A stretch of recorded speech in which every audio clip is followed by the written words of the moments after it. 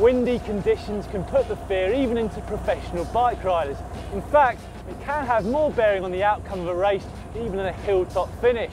Cutting through the peloton like a knife, crosswinds are hard to deal with, and you'll need both strength and experience if you want to make the front group. Positioning is everything.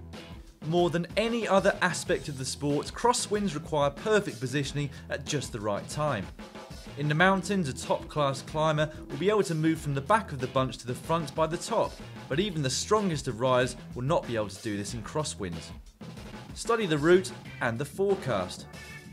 Before we get into tactics, it's important to remember that you need to have done your preparation before the race.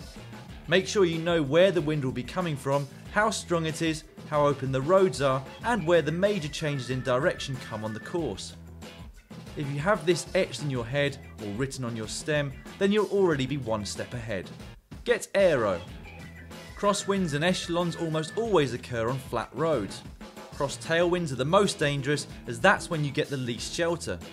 As the group splits, the speed will be high, so it's important not only to get as much shelter from the wind as possible, but also to remain aerodynamic throughout. Don't try and sit on.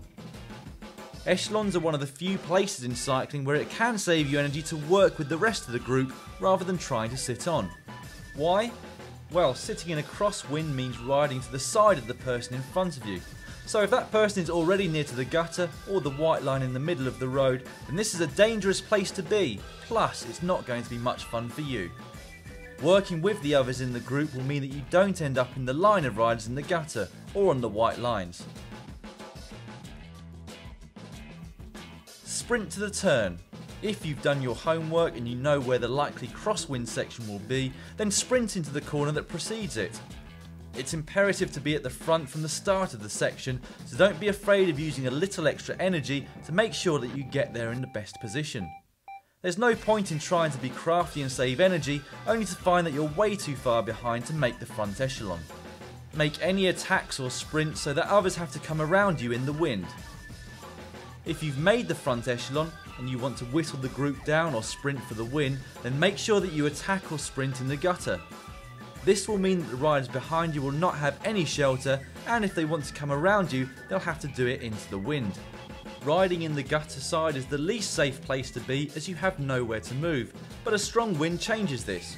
Always remember to race smart. Carefully select your equipment. If there are brutally strong winds out there, you might want to consider a shallower front wheel. A deep back wheel should be fine, as it doesn't affect your steering, but a deep front wheel can really throw you offline and be dangerous. Sit behind big riders. It goes without saying that you get more shelter from bigger riders, so if you've got a choice, then choose them over a svelte climber.